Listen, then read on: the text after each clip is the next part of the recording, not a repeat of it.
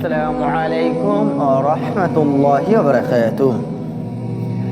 জানুয়ারি মাসকে উদ্দেশ্য করে কিছু কথা বলি।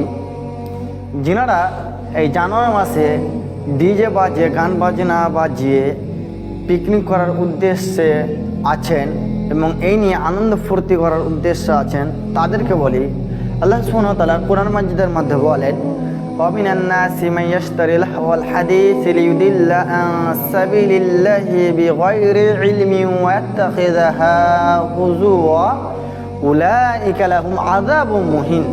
এই আয়াতের মাধ্যমে আল্লাহ সুবহানাহু ওয়া তাআলা বলেন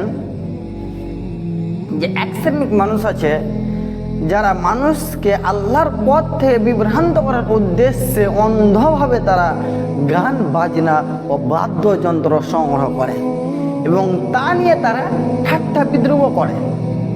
আল্লাহ সুবহানাহু ওয়া তাআলা বলছেন তাদের জন্য রয়েছে উলাইকা লাহুম আযাবুম মুহিন, তাদের জন্য রয়েছে অপমাননাকর শাস্তি। সম্মানিত ভাই আমার, তাহলে আল্লাহকে ভয় করে করুন এবং তওবা করে ফিরে আসুন। আল্লাহ আপনাকে ক্ষমা করবেন। তিনি হচ্ছে গফুরুর রহিম। আসসালামু আলাইকুম ওয়া রাহমাতুল্লাহ।